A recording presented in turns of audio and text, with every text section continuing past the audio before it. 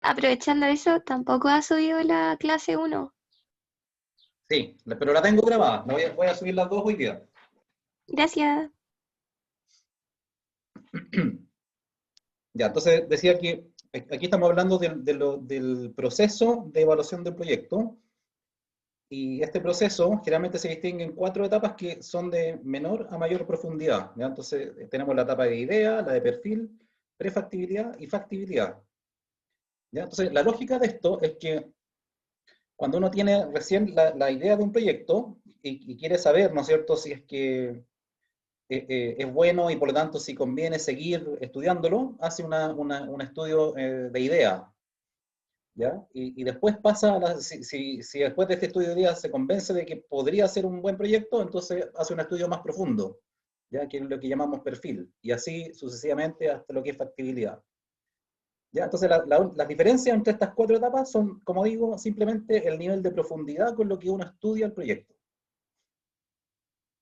¿Ya? Entonces, por ejemplo, a nivel de idea, dice ahí que se basan en una vivencia en el mercado, ¿ya? Es decir, uno observa, ¿no es cierto?, que puede haber alguna demanda insatisfecha, por ejemplo, en el mercado, y por lo tanto dice, bueno, aquí se me ocurre esta idea de hacer un negocio.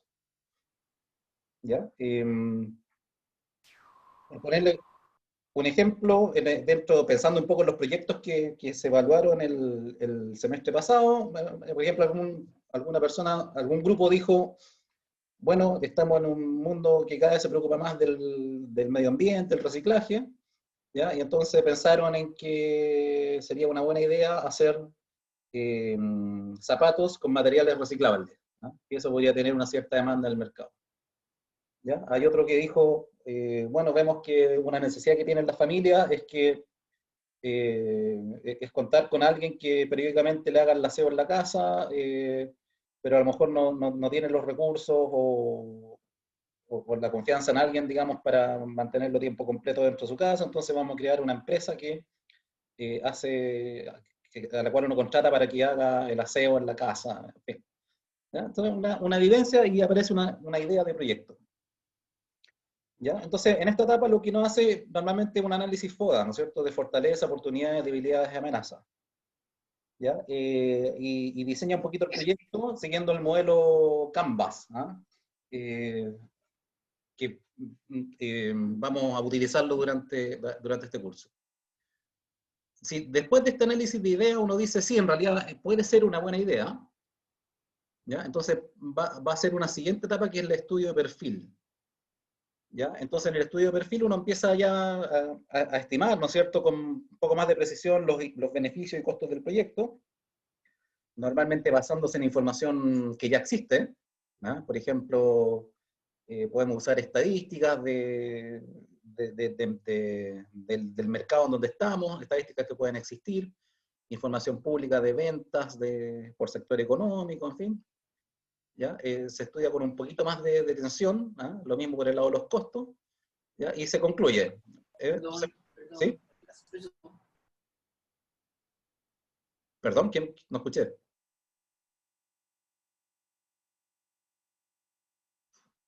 ¿Ya? ¿Me están escuchando? Sí, sí se escucha. Sí, Sí, Ok, gracias. Entonces, la idea, por ejemplo, es que si uno en la etapa de idea concluye que en realidad el proyecto no es muy bueno, lo abandona, pues, ¿ah? Pero si concluye que es bueno, pasa al perfil, ¿ya? Y luego pasa a la prefactibilidad, en donde se va a profundizar un poquito más el estudio, ¿ah? Entonces ya a lo mejor voy a hacer alguna proyección de demanda, ¿no es cierto? Voy a investigar más qué es lo que requiero como inversión, qué tipos de maquinarias hay, ¿ah? Las diferencias de precio, ¿ya? O sea, cada vez con mayor detalle, ¿ah? Hasta la etapa de factibilidad, donde ya uno no usa fuentes existentes de información, sino que a lo mejor incluso eh, usa fuentes primarias, ¿no es cierto? Las fuentes de información se distinguen entre primarias y secundarias. La secundaria es información que ya existe, ¿ah? Que alguien más hizo y uno la usa. ¿Ah? En cambio, la primaria, que es la que uno usaría en un estudio de factibilidad, ahí estamos pensando en información que uno mismo construye, ¿no? Por ejemplo, es un proyecto que podría ser potencialmente muy rentable y uno ya está en esa etapa, a lo mejor va a realizar, va a invertir en hacer una encuesta. ¿ya? Una encuesta para estimar demanda, por ejemplo, del producto. ¿Ya? O va a invertir a lo mejor en desarrollar un prototipo, en fin, ¿ya? Respecto de la parte de producción. ¿Ah? Entonces, básicamente esa es la idea, ¿no es cierto? Que uno va cada vez profundizando más en una buena estimación de beneficios y costos del proyecto. Y en cualquier etapa en que uno concluya que el proyecto no es bueno, lo abandona, ¿ya? Pero si concluye que es bueno, va pasando a las siguientes etapas.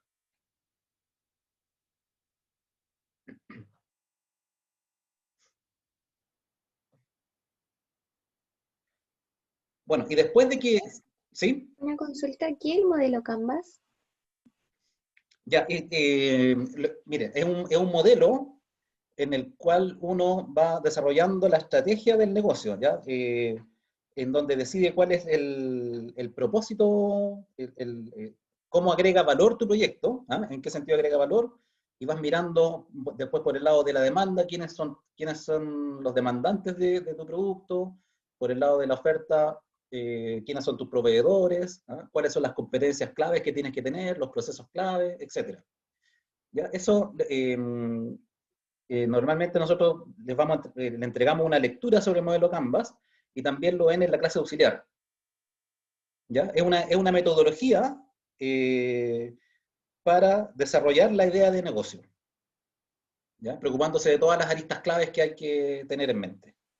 Gracias. Bueno, entonces, después que uno ya hizo esta evaluación, ¿ya? Hasta la etapa que sea, ¿no es cierto?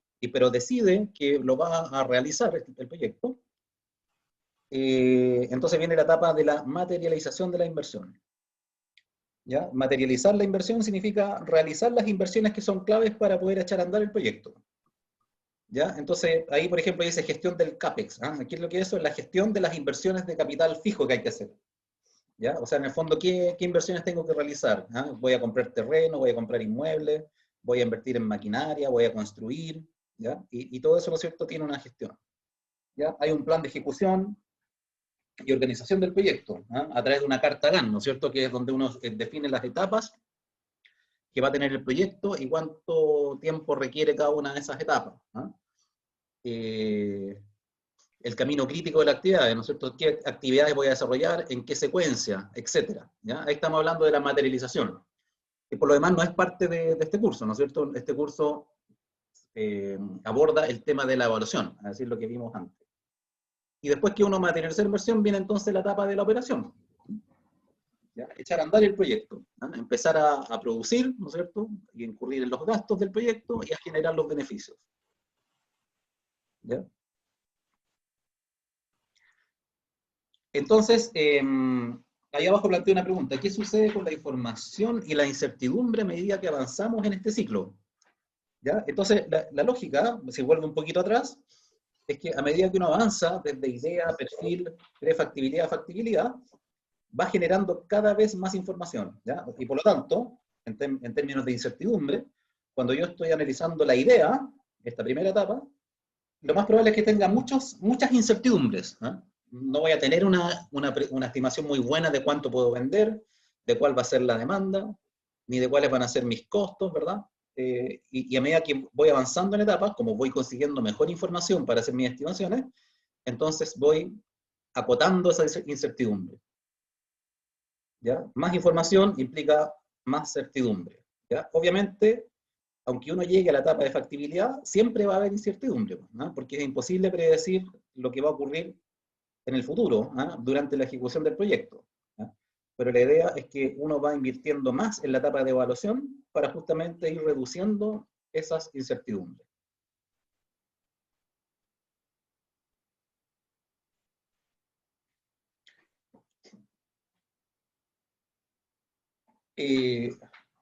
Bueno, entonces, en la evaluación de proyecto, uno puede distinguir dos grandes etapas, que es la que se muestra en este dibujo, ¿cierto? Una primera etapa que es lo que se llama la formulación y preparación del proyecto, y una segunda que es la evaluación propiamente tal. ¿Ya? Durante la formulación y preparación, lo que uno hace es acumular información. ¿Ah? ¿Y de qué tipo? Bueno, aquí se mencionan los distintos estudios que se realizan durante la formulación y preparación. Y en el desarrollo del proyecto que ustedes van a ver en el curso, van a tener que hacer eso. Por supuesto que es como un curso y una actividad pedagógica, va a ser más bien acotado, digamos, no va a ser, ninguno de estos estudios va a ser tan acabado como el que uno hace en un estudio, por ejemplo, de prefactibilidad. Ya va a ser algo más acotado y con fines más bien pedagógicos.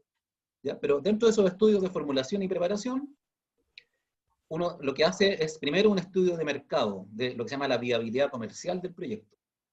¿Ya? Y en ese estudio de mercado lo que uno hace es tratar de estimar la demanda, ¿no es cierto?, por nuestro producto o servicio, ¿ya? Identificar quiénes son los competidores, ¿no es cierto?, qué porcentaje, de qué tamaño es el mercado del producto que estamos pensando, donde queremos incursionar, ¿no es cierto?, y qué participación de mercado podríamos tener en ese mercado, etc. Después un Entonces, segundo, ¿sí? ¿para qué etapa se realiza este estudio de factibilidad? De las que estaban anteriormente. Mira, podríamos decir que en principio para todos, ¿no? Lo que cambia es la profundidad con que uno lo hace. Ya, Pero gracias. probablemente en un estudio de idea, a lo mejor hay algunas cosas que las vas a omitir, ¿no? A lo mejor un estudio medioambiental va a ser muy somero lo que tú hagas, ¿no es cierto? Identificar si es que tiene algún impacto ambiental, ¿no? Y vas aumentando en profundidad, ¿ya? Sí, eso es toda la diferencia, ¿no? Entre idea, perfil, factibilidad, perfectibilidad. En la profundidad con la cual uno hace todo esto. ¿Mm? Eh, Gracias. de nada. Después viene el estudio técnico, que tiene que ver con la producción, ¿eh? Con tu función de producción, ¿no es cierto? Entonces, en este estudio técnico vamos a evaluar la viabilidad técnica de nuestro proyecto. Es decir, por ejemplo, si podemos producir lo que queremos producir, ¿eh? Y si la respuesta es sí, bueno, ¿y cómo hacerlo? ¿Cómo vamos a producir eso? ¿Qué requerimos? ¿No es cierto? ¿Cuál es nuestra función de producción? ¿Qué maquinaria requerimos, por ejemplo? Por supuesto, esto puede ser un servicio, por lo tanto, estoy hablando en términos generales, ¿verdad? En un servicio no voy a necesitar maquinaria, pero sí siempre uno tiene una función de producción, ¿cierto? Ya sea que uno quiera fabricar un bien o prestar un servicio, tenemos que organizar nuestros recursos para producir ese bien o ese servicio, ¿ya? Y eso es lo que uno ve en el estudio técnico, cómo se hace.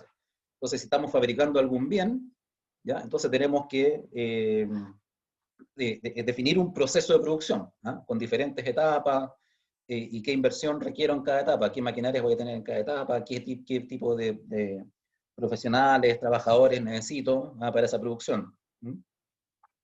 Eh, lo mismo en un servicio, probablemente no voy a necesitar maquinarias, pero sí voy a necesitar personas, ¿ah? Entonces, ¿qué tipo de personas necesito? ¿De qué profesión? ¿Qué tipo de capacitación? ¿Qué tipo ¿ah? De habilidades, etcétera? Un tercer estudio que uno debe ir a realizar es el estudio organizacional y administrativo, ¿ah? Para evaluar, como dice ahí, la viabilidad organizacional y administrativa del proyecto. ¿Ya? Entonces, aquí se refiere a cómo uno debe organizar, ¿ah? Su proyecto o su empresa, por decir. ¿Ah?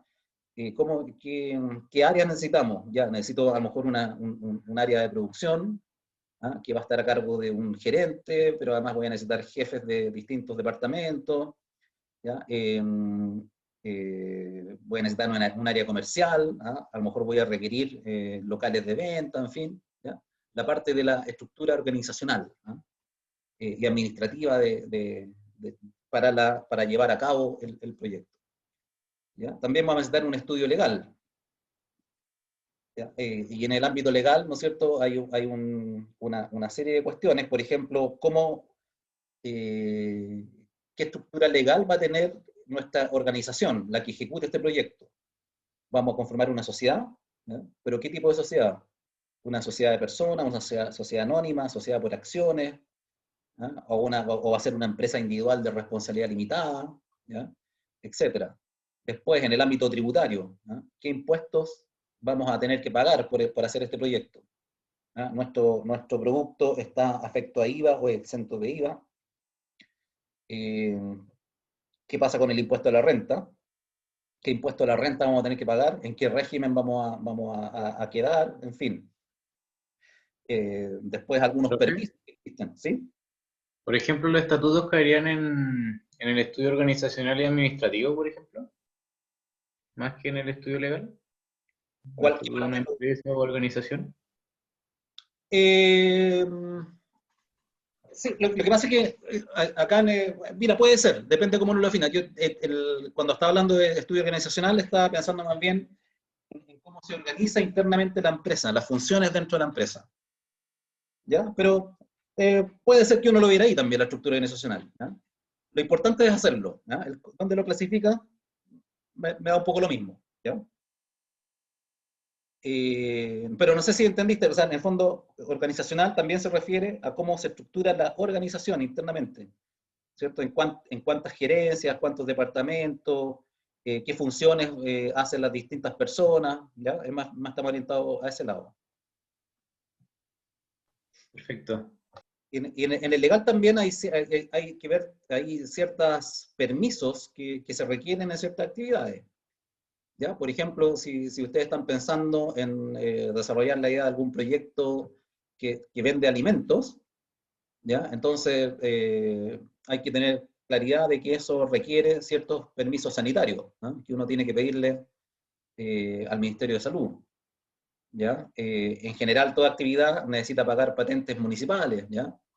Todas esas cuestiones son parte del estudio legal.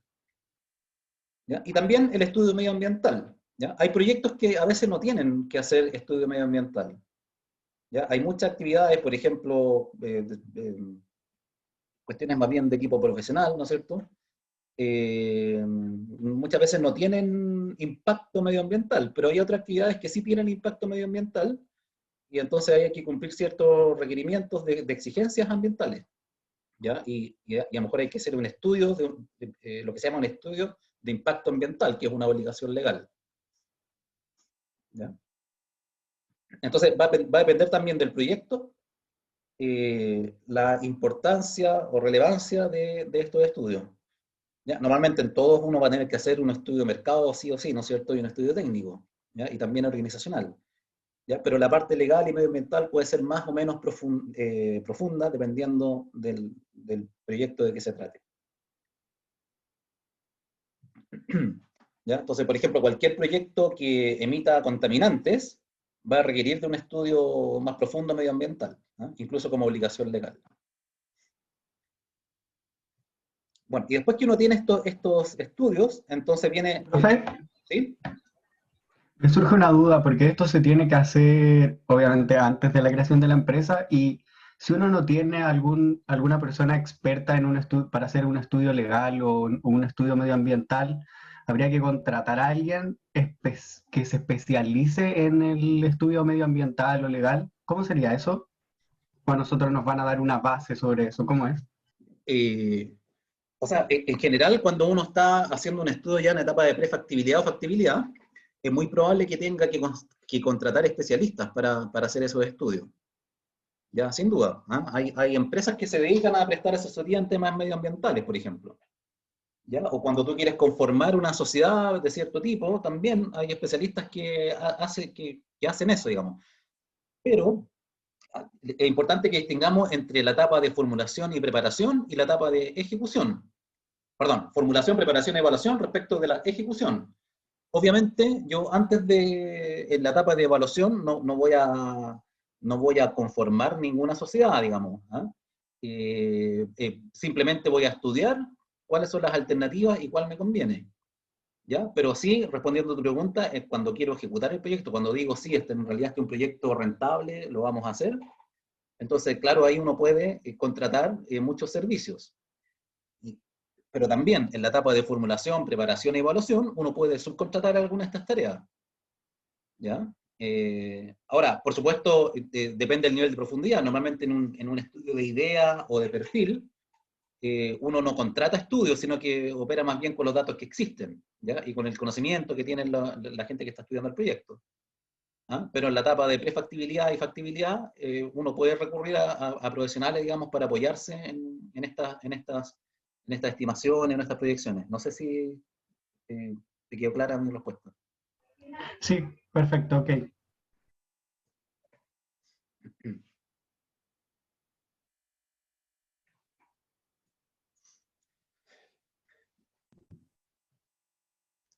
Bueno, después acá viene un poquito más de detalle de estos... Ah, perdón, pero me salté aquí una parte, perdón. Entonces, decía, después de estos estudios viene el estudio financiero. ¿Qué significa el estudio financiero? Significa llevar todo esto a números, a plata, ¿ya? A cantidades de dinero que permitan concluir si el proyecto es, desde el punto de vista financiero, bueno o malo. ¿Ya? Entonces, en parte de la formulación y preparación, ¿no es cierto?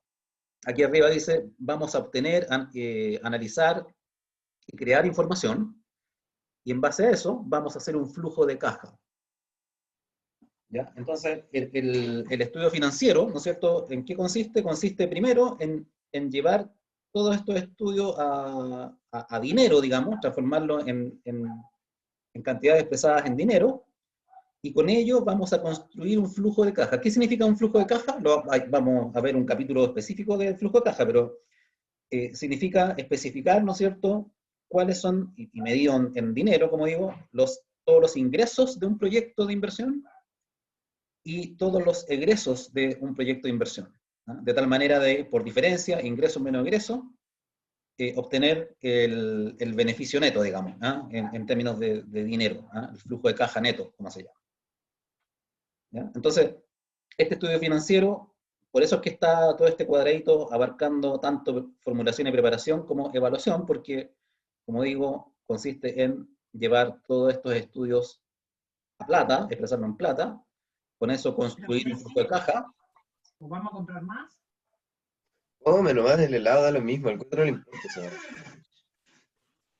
Eso no era para mí, parece, ¿no? ¿Eh? Me estás No, no preguntando. quiero ahora, gracias. No entendí. Entonces, hacer el flujo de caja, y luego la evaluación consiste en aplicar una serie de instrumentos sobre ese flujo de caja. ¿Ya? Calcular una serie de indicadores de rentabilidad, ¿cómo se llaman?, sobre ese flujo de caja. Eso es la evaluación. ¿Ya? O sea, evaluar un proyecto, la evaluación ocurre después de toda la formulación y preparación, y consiste básicamente en calcular, por ejemplo, indicadores como el valor presente neto, la tasa interna de retorno, hacer análisis de sensibilidad para evaluar el riesgo, etc. ¿Ya? O sea, evaluación es aplicar técnicas sobre toda la información que recopilamos antes y que concluyó con un flujo de caja. ¿Ya? Y entonces ahí concluye todo esto con lo que llamamos el estudio de viabilidad financiera. ¿Ya? Entonces, después que ya vimos que hay viabilidad comercial, técnica, organizacional, legal, medioambiental, hacemos el estudio financiero con nuestro flujo de caja, indicadores, ¿ya? Y por lo tanto concluimos que hay viabilidad financiera. ¿Ya? Y ahí concluye la evaluación de proyecto. ¿Ya? Y si todo esto es viable, entonces podemos pasar a la etapa de inversión y ejecución.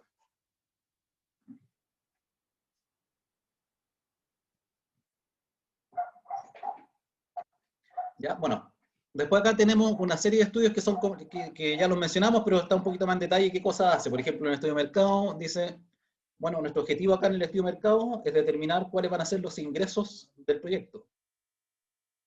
¿Ya? Los ingresos por las ventas y con los costos asociados, ¿ah?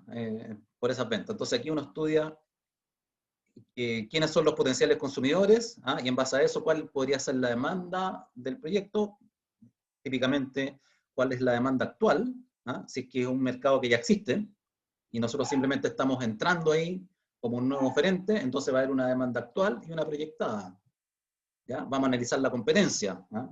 Quiénes son los competidores, qué participación tiene en el mercado, etc. ¿Ya? Bueno, esto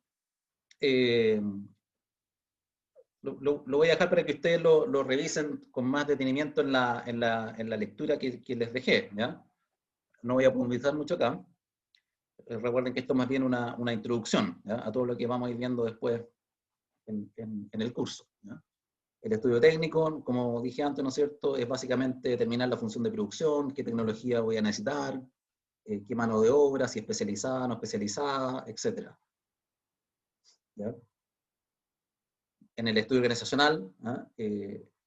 Los perfiles de cargo, por ejemplo, es un tema importante, o sea, qué gente necesito, cuál es el perfil que necesito, qué habilidades debe tener esas personas, en fin, los procedimientos internos de la empresa, todo eso. ¿Ya? Ok, bueno, el estudio ambiental, ahí está la ley que yo les mencionaba, la 19.300, ¿ya? Que es la que establece la obligatoriedad de hacer estudios de impacto ambiental, ¿ya? Dependiendo de las condiciones de un proyecto.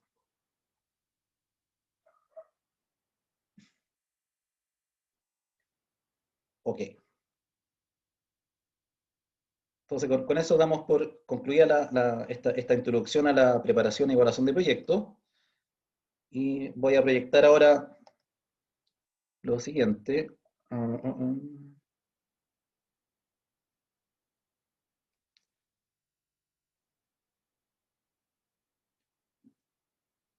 Oh.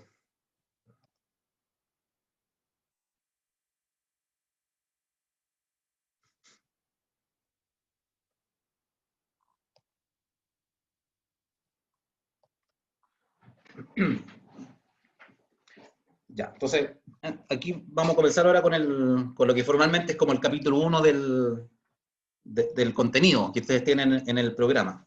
¿Ya? Entonces, como yo les explicaba en la clase anterior, la primera parte de este curso tiene que ver con lo que se llama el análisis financiero, ¿ya? Que es entender la información que nos muestran los estados financieros y ser capaces de analizarla y emitir algún juicio o alguna opinión sobre el estado de una entidad, ¿ah? En términos de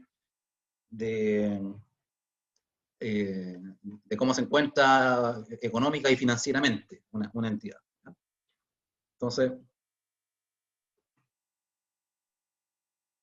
en este capítulo vamos a hablar un poquito vamos a hacer una pequeña introducción sobre lo que es la gestión financiera, ¿ah? Dado que este es un curso que es el primer curso del área de finanzas, ya que es lo que tenemos por la teoría y la gestión financiera, y después vamos a hacer esta introducción que les comentaba la clase pasada sobre contabilidad, ¿ya? Los principales elementos que uno debe conocer respecto de la contabilidad, que es la materia que luego vamos a seguir profundizando, pero en términos de cómo analizar la información contable. Entonces, partamos un poquito hablando de lo que es la teoría y la gestión financiera. Entonces ahí planteo una pregunta: ¿qué son y para qué sirven las finanzas?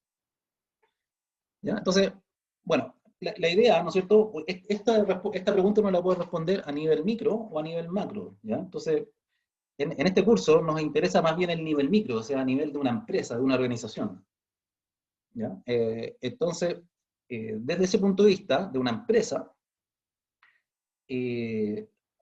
la idea, ¿no es cierto?, es que cualquier entidad, empresa, ¿no?, organización, para funcionar, ¿no es cierto?, para llevar a cabo su misión, requiere activos, ¿ya? ¿Y qué son activos? ¿Ah? Entendemos por activo cualquier bien o derecho que puede tener una empresa o una organización, ¿ya? Entonces, ejemplos de activos, ¿ah? El dinero es un activo, ¿ah?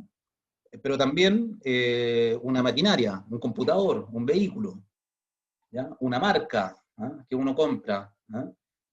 Una inversión en otras sociedades, ¿no es cierto? Todos esos son activos, son todos los bienes y derechos que tiene una entidad.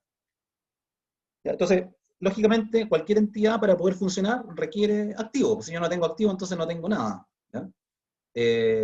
Para llevarlo a un caso más concreto, ¿no es cierto? Un comercio, ¿no?, un local comercial, ¿cuáles son sus activos? Bueno, la mercadería que vende es un activo, ¿no es cierto? El edificio en donde funciona, ¿ya? Una empresa de servicios, ¿no es cierto? ¿Qué sé yo? Una empresa de agua potable, ¿cuáles son sus activos?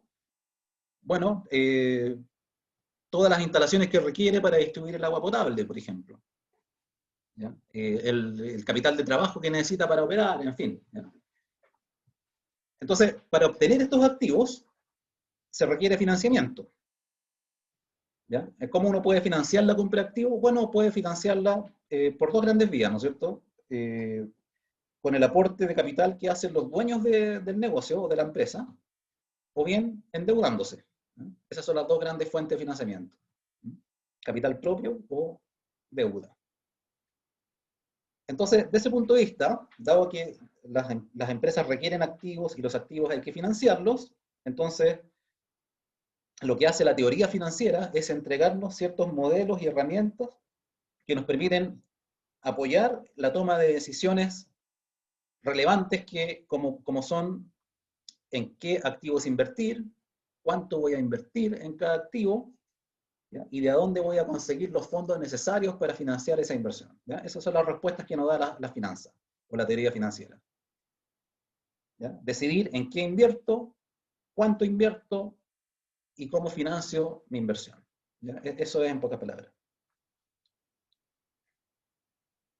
Y para eso, ¿no es cierto?, el modelo que sustenta todo esto es aquel que nos dice que la guía para esas decisiones es ver en qué medida lo que estoy haciendo aumenta o no el valor de la empresa, ¿ya? O sea, una buena decisión de en qué invertir y cuánto invertir es si esa decisión, ¿no es cierto?, va a aumentar o no el valor de la empresa, ¿ya? Entonces, el área de finanzas dentro de una organización tiene como finalidad ayudar a responder a estas preguntas de tal manera de maximizar el valor de la empresa.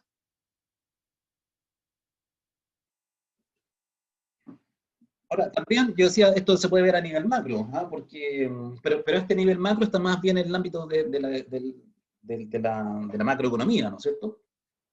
¿Ah? Que tiene que ver, en este sentido, finanzas con el análisis de los flujos de ahorro y de inversión que ocurren a nivel de la economía en su totalidad, ¿ya? Entendiendo que en el funcionamiento de la economía, ¿no es cierto?, hay transferencias de recursos, ¿ya? Que se dan a través de los ahorrantes, ¿no es cierto?, gente que ahorra y otros que demandan, ¿ah? Y entonces ahí tenemos el ciclo de ahorro e inversión, ¿ya? Y entonces en ese ámbito las finanzas lo que tratan es de diseñar las políticas de cómo esos recursos se asignan, ¿ah?, entre empresas y sectores. Pero reitero, en este curso nos interesa más bien la mirada micro, ¿ah?, de qué es lo que pasa en la empresa. Entonces, todas estas tareas que son preocupación de las finanzas a nivel micro, digamos, de la empresa, normalmente se delegan en un administrador financiero, ¿ya? Si ustedes quieren, el gerente de finanzas, ¿no? Entonces, este administrador financiero, gerente de finanzas, tiene como misión ser una especie de intermediario entre la empresa y el mercado de capitales, ¿ya? ¿Por qué nos interesa aquí el mercado de capitales? Porque generalmente para financiar una inversión uno recurre al mercado de capitales, ¿ya? Como lo vamos a ver después en un dibujo que hay ahí, ¿no es cierto? Entonces, esta función de intermediación, como dice ahí, tiene por objeto captar recursos, ¿eh? Captar recursos desde el mercado de capitales, ¿eh? Es decir, del mercado o más específicamente desde los ahorrantes, ¿ya?, o de los inversionistas, depende de cómo lo veamos, ¿no es cierto? Una vez que uno captura esos recursos para la empresa, tiene que invertirlos, ¿no es cierto?, en la operación de la empresa y por lo tanto ahí decidir cuáles son las mejores opciones de inversión. Y a su vez, ¿no es cierto?, estos recursos que uno invirtió van a producir, ¿eh? Van a generar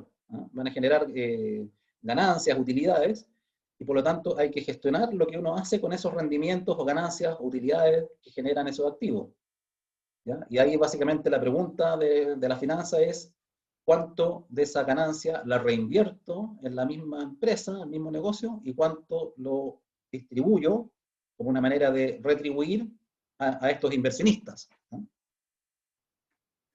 Entonces, esto que acabo de escribir, ¿no es cierto?, se muestra aquí en este dibujo, ¿ya? Por una parte aquí está la empresa con sus activos, ¿eh?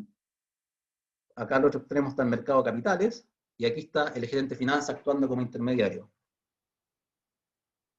¿ya? Entonces, el gerente de finanzas, como explicábamos, obtiene recursos, capta recursos en el mercado de capitales. Cuando digo que capta recursos, si ustedes lo piensan en una organización como es una sociedad anónima abierta, como estas que transan en la bolsa de comercio, cuando uno, no sé si alguno de ustedes ha comprado alguna vez acciones, ¿eh?, o ha invertido acciones a lo mejor de alguna empresa. Entonces, claro, en el mercado de capitales, ¿no es cierto?, el gerente de finanzas a lo mejor va a capturar recursos en la forma de emisión de acciones, ¿no? Es decir, la empresa va a hacer una colocación de acciones, ¿no? Como una manera de captar capital, ¿no? Es decir, atraer a inversionistas que pasen a ser como los dueños de esta empresa, por la vía de invertir en acciones. ¿Ya? Entonces, la sociedad anónima, una alternativa de financiamiento es emitir acciones, ¿no? Se llaman estas acciones de primera emisión, ¿no? Es decir, la empresa quiere aumentar su capital, aumentar su patrimonio, entonces va a hacer una emisión de acciones y las va a colocar en el mercado de capitales y va a recaudar capital, que en este caso sería capital aportado por los dueños, ¿no? Porque estos accionistas son como los dueños de la empresa. O bien puede captar deuda, ¿no? Puede financiarse con deuda. Y como una sociedad anónima se financia con deuda, emite lo que se llaman bonos, ¿no? O pagarés, ¿ya? Entonces, esta emisión se hace también en el mercado de capitales y ahí los inversionistas interesados van a prestarle plata a la empresa comprando estos pagarés, ¿ya? Las consecuencias de que uno sea accionista o sea acreedor de la empresa mediante la compra de bonos, tiene que ver básicamente con el riesgo que se asume y la rentabilidad que uno puede lograr, ¿ya? Cuando uno es accionista, es decir, cuando participa en la propiedad de la empresa mediante la compra de acciones, asume más riesgo, porque su retribución son las utilidades. Pero a la empresa le puede ir bien o le puede ir mal. O sea, puede tener utilidades o puede tener pérdidas. Si tiene pérdida, no voy a tener retribución, ¿ya? Voy a tener que esperar a que se generen utilidades. ¿Ya? ¿Profe? ¿Sí? Ay, no sé quién venía primero. No, dale, Javiera. Voy. Profe, ¿puede explicar de nuevo los bonos, porfa? Que no me quedó muy claro. Ya. Mira, lo que pasa es que normalmente cuando uno dice que va a financiar algo con deuda, piensa inmediatamente en el banco, ¿ya? Entonces esa es otra alternativa de financiamiento con deuda, pedir un crédito bancario. Pero también las empresas pueden endeudarse directamente con los inversionistas, sin pasar por un banco. Y eso se hace a través de esta emisión de estos instrumentos que se llaman bonos, ¿ya? O también se llaman pagarés. Entonces, en términos simples, ¿qué es lo que es un bono o un pagaré? Es un título de deuda, es decir, es un instrumento, un instrumento legal, un contrato, en donde el emisor de ese título se compromete a pagarle a quien tenga el título una cierta cantidad de dinero en un cierto plazo y con ciertas condiciones, ¿ya? Igual que cuando a ti te presta plata al banco, ¿no es cierto? Y acuerdan que le vas a devolver la plata en 36 cuotas mensuales y vas a pagar un interés del 5% anual. Bueno, el pagaré, ¿no es cierto? Un poco, el bono es lo mismo, ¿ah? Solo que es un instrumento que tú lo transas en el mercado. Tú pones las condiciones, dices, yo a quien tenga este instrumento le voy a pagar tanta cantidad de dinero en tantas cuotas con tal tasa de interés, ¿ya? Y entonces, quien lo compre sabe que va a recibir esos flujos, pero va a tener que comprarlo y por lo tanto te va a prestar plata en ese sentido, ¿eh? Gracias, profe. Profe, ¿Sí? pero iba a hablar el compañero primero. Gracias. Es que no me queda muy claro lo que es un mercado de capitales. No entiendo qué es como a nivel general. Ya. No, mira, el mercado capital es un concepto teórico, además, que hace referencia a los mercados en donde se transan los instrumentos financieros, ¿ya? Entonces los bancos son parte del mercado de capitales, ¿ya? Las bolsas de comercio son parte del mercado de capitales, ¿ya? Las bolsas de valores, ¿ya? Pero se refiere, ¿no es cierto?, al mercado en donde se transan activos de capital, ¿ya? En donde tú colocas acciones, ¿no es cierto?, colocas bonos, ¿ya? Así como puede existir el mercado de bienes, ¿no es cierto? Tú puedes hablar, por ejemplo, el mercado de las papas, el típico ejemplo de los cursos de economía. No es que físicamente haya un lugar donde uno va a comprar y vender papas, ¿no es cierto? Está hablando en general de oferentes y demandantes de papas, ¿no? Entonces, cuando uno habla del mercado de capitales, está hablando en general, conceptualmente, como los oferentes y demandantes de capital, ¿ya? Esa es toda la ciencia, ¿ya? Entonces, por ejemplo, los bancos son parte del mercado de capital porque tú puedes ir al banco a pedirle plata prestada, ¿ya? La bolsa de comercio también es parte del mercado de capitales porque tú ahí puedes ir y comprar y vender acciones o bonos, ¿no? ¿Qué más iba a preguntar? Sí, profesor, por ejemplo, con las acciones son volátiles y yo, por ejemplo, no sé, compro hoy día una acción a 1.000 pesos por dar un ejemplo, y mañana dependiendo cómo le vaya a la empresa o cómo se especule, puede ser que todos la vendan porque, no sé, la empresa va a quebrar y vale cero o vale muy poco mi acción y por lo tanto pierdo mi dinero. Pero mi duda es con respecto al bono. El bono, no sé, yo compro un bono, no sé, a 1.000 pesos, se me imagina, pero ¿cómo yo tengo retribuciones con solamente la tasa de interés no se devalúa? ¿Cómo funciona eso? Mira, cuando la empresa decide emitir bonos, ella pone ciertas condiciones, ¿no es cierto? Entonces, por ejemplo, la empresa puede emitir un bono que dice, yo pagaré a quien tenga este bono 1.000 UFs en un año más, ¿ya? Más una tasa de interés del 10%, ¿ya? Entonces te voy a pagar 1.100 UFs. ¿Ya? Y eso se transa. Entonces, los inversionistas van a decidir si lo que te está pagando es bueno o malo. Si ellos consideran que el 10% de interés es razonable, entonces te van a pagar 1.000 UFs por ese papel y van a recibir 1.100. ¿Ya? Entonces ahí el dueño del bono va a ganar un 10%. Perdón. Pero en lo que dura el tiempo hasta que tú tengas ese pago, las condiciones del mercado pueden cambiar. Entonces, porque ese bono que tú compraste a la empresa directamente, después lo puedes vender. También tiene un mercado secundario, igual que las acciones. ¿Ya? Entonces, si la tasa de interés del mercado sube, entonces el precio de ese bono va a bajar. ¿Ya? Entonces, si tú lo quieres vender antes de que el emisor te pague lo comprometido, pues lo vas a vender más barato y vas a perder plata. ¿Ya? O puede ser que la tasa de interés baje y el precio del bono suba. ¿Ya? Entonces, desde ese punto de vista, igual que una acción. Pero si un inversionista mantiene el bono hasta que venza, entonces, ¿qué es lo que va a ganar? Va a ganar la tasa de interés que se comprometió a pagar la empresa. La acción es un poco lo mismo. Cuando yo digo que el gerente de finanzas puede ir a colocar acciones, estoy pensando en la primera venta de una acción, que es cuando, en la primera emisión, ¿no es cierto? Cuando una empresa quiere aumentar su capital, entonces puede hacer una emisión de acciones, ¿ya? Y las transa en el mercado, y entonces quien compre esa acción, en el fondo le va a estar traspasando el capital a la empresa. Ahí se concreta, ¿no es cierto?, la captura del capital. Pero posteriormente, esa acción puede ser transada libremente en las bolsas de valores, en la bolsa de comercio, por ejemplo. ¿Ya? A eso ya a la empresa le da lo mismo. Entonces, el accionista puede ganar por dos vías, porque recibe dividendos que distribuye la empresa, o porque vende la acción y puede ganar o perder en la venta. Entonces, tú puedes tener una ganancia de capital o una pérdida de capital. ¿Me expliqué? ¿Fui muy enredado? Está bien. ¿Está bien? Ya. Ok, entonces, volviendo acá, decíamos, recapitulando, el gerente de finanzas va a captar recursos del mercado de capitales. Entonces, ¿cómo lo capta? Dos grandes vías.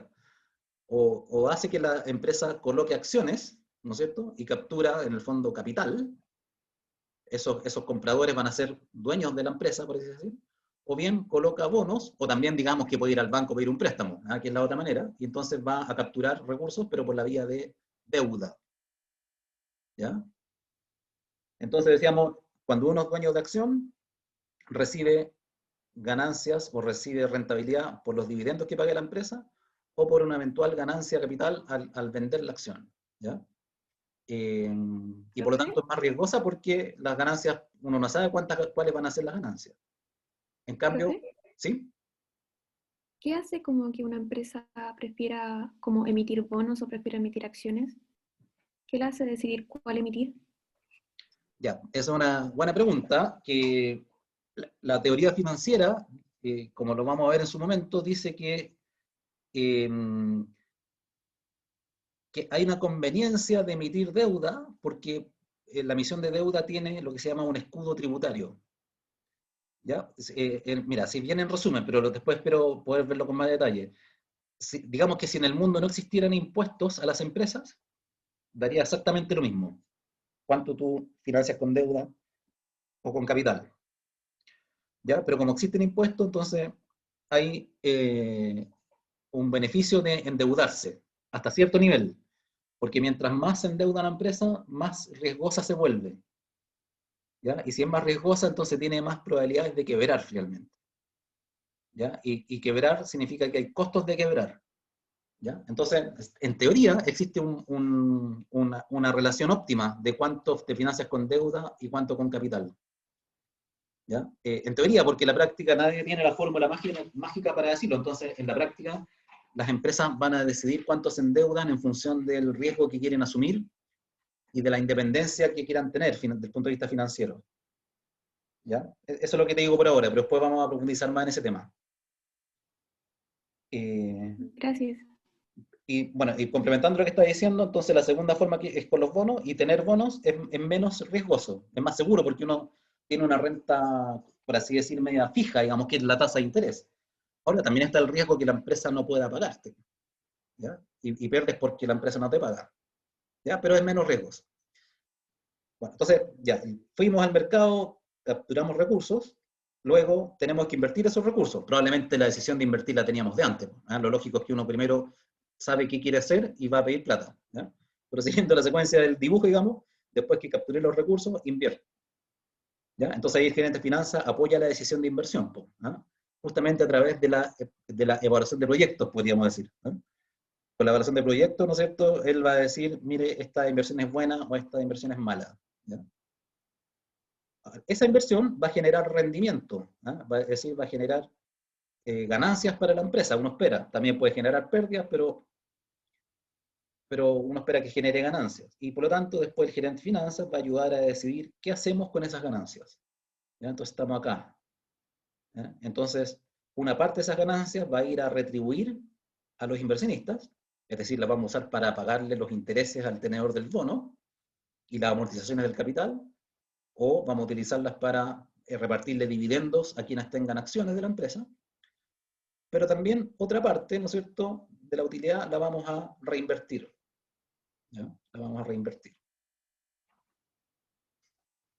¿Ya? En realidad, mira, acabo de decir algo técnicamente incorrecto, pero ustedes a lo mejor no se dieron cuenta, ¿ya?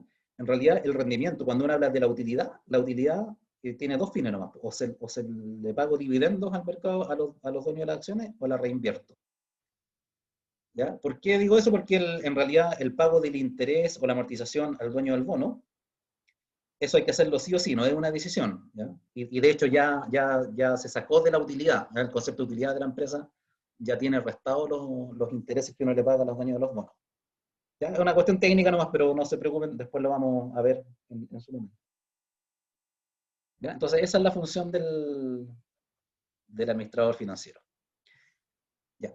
Ahora, en finanzas hay dos conceptos básicos que hay que mencionarlos de inmediato, que son el tiempo y el riesgo.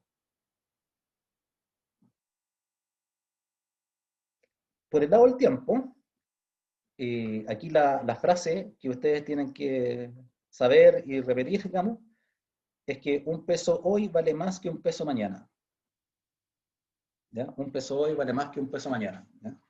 ¿Qué es lo que dice ahí? Dice, la inversión en activos de la empresa tarda en dar frutos, ¿ya? Esto no siempre se obtienen en el corto plazo, ¿ya? Pero eso en finanzas se refleja en esta frase que dije antes: un peso hoy vale más que un peso mañana. ¿Por qué? La respuesta más simple para eso es que si yo tengo un peso hoy, lo puedo ahorrar, ¿ya? O lo puedo invertir. Y si lo invierto, mañana voy a tener más que un peso, ¿ya? Entonces siempre uno prefiere recaudar hoy a recaudar mañana, ¿ya? Como concepto general. Y que está pensando, por supuesto, en aumentar el valor de la empresa, ¿ya? Por supuesto, uno puede tener miles de razones para no pensar así, pero estamos aquí en la lógica financiera de que el objetivo del administrador financiero es maximizar el valor, ¿cierto? Maximizar el valor de la empresa, ¿ya? Y entonces, con ese fin, uno siempre va a preferir recaudar antes que después, ¿eh? Porque si recaudo antes, puedo invertir eso y tener más después, ¿eh? Y en cuanto al riesgo, lo que tenemos que saber es que los rendimientos en general, cualquiera sea el instrumento en el que estemos invirtiendo, no son completamente seguros, ¿ya? Siempre tienen riesgo, ¿ya? Incluso una cuenta de ahorro, ¿eh? En el Banco Estado, que obviamente ahí uno está prácticamente seguro de que el banco no se va a quedar con su plata, ¿no es cierto? Pero hasta eso tiene cierto riesgo, ¿cierto? Porque hay inflación. Y por lo tanto, si hay mucha inflación, capaz que, a pesar de que el banco me pague una tasa de interés, capaz que esa tasa de interés sea más baja que la inflación, ¿ya? Y a lo mejor termino perdiendo plata, ¿ya? Entonces, de ese punto de vista, todos los activos, todas las inversiones tienen riesgos, ¿ya? Y entonces, la frase aquí que refleja eso es que un peso seguro vale más que un peso con riesgo. ¿Ya? Vamos a volver sobre esa idea después, ¿ya? Pero en un ejemplo, si uno le pregunta a la gente, por ejemplo, supongan ustedes que los van a contratar en una empresa y la persona que los va a contratar les dice, mira, acá tenemos 2 procedimientos para pagar el sueldo, ¿ya? Cuando llegue fin de mes, el primer procedimiento es que te pago un sueldo fijo, ¿ya? No sé, 1.000.000 de pesos al mes. Y el segundo procedimiento es que llegado fin de mes tiramos una moneda al aire. Si sale cara, te pago 2 millones. Y si sale sello, no te pago nada. ¿Ya? Entonces, a ver, los que están con cámara, ¿quiénes prefieren tirar la moneda al aire? ¿Alguien o no? Ya. Marian quiere tirar la moneda al aire. Sí. Claro. Sí, porque, o sea, está bien, porque uno dice, pero realmente me gano 2 millones. Claro. Para los que han hecho estadísticas, a lo mejor lo primero que pensaron es da lo mismo, ¿ah? Porque si tiro la moneda al aire o no, digamos, a la larga, en un año, igual voy a recibir 12 millones, pues, el valor esperado, ¿cierto? Pero existe un concepto que es la aversión al riesgo, ¿ya? Entonces la gente en general es aversa al riesgo y prefiere el sueldo fijo, ¿ya? Lo vamos a ver en su minuto por qué. Tiene que ver con que uno no evalúa la renta promedio, sino que lo que evalúa es la utilidad que le genera la renta, ¿ya? Y se supone que las personas tenemos una función de utilidad que es cóncava, ¿ah? ¿Ya? Pero después lo vamos a ver. Entonces, esos son los 2 conceptos básicos. Uno, en general, los inversionistas o la gente prefiere más un peso hoy que un peso mañana y prefiere un peso seguro a un peso riesgoso. Perdón. Ya. Eso es como introducción a las finanzas y aquí vamos a empezar ya a hablar de contabilidad. ¿Ya? Entonces, como nos quedan 5 minutos, lo voy a dejar hasta acá, si no voy a quedar muy cortado, ¿ya? en el tema. ¿Ya? Entonces, el lunes nos vamos a meter de lleno al tema de los principios contables y a que ustedes sepan cómo se construye, qué es lo que es la contabilidad, y finalmente vamos a llegar a cuáles son los informes que nos entrega la contabilidad, que son los que posteriormente, en los siguientes 2 meses, vamos a estar viendo cómo se analizan esos informes, los llamados estados financieros. ¿Qué información nos entregan? Y qué conclusiones podemos sacar a partir de esa información, ¿ya? Ya, pues entonces, si ¿alguna pregunta, duda, comentario, quejas? Yo le quería pedir, profe, si puede subir después esta presentación también al curso. Sí, yo en general soy bien puntual en subir todas. Lo que pasa es que esta semana he tenido mucha pega y por eso no subí el video ni subí esta presentación, ¿ya? Pero hoy día me pongo el día y ya vamos a estar ahí como reloj, ¿ya? Gracias. ¿Sí? ¿Qué posibilidad hay de que subiera las presentaciones antes de las clases, como para poder rayar sobre ellas o cosas así? También, eso es lo que voy a hacer, ¿ya? De hecho, capaz que las suba todas. ¿Sí? A veces uno no las sube porque le quiere hacer algunos cambios, ajustes. Ya, pero creo que puedo subirla con anticipación. Gracias. Ya. ¿Algo más? Ya, pues. Entonces, nos estamos viendo el lunes. Que tengan un buen fin de semana. Chao, Chao, profe, profe. gracias. Chao, profe, igual. Igualmente. Gracias. Chao, profe. Chao, profe. Chao, profe. Chao, profe, gracias. Chao.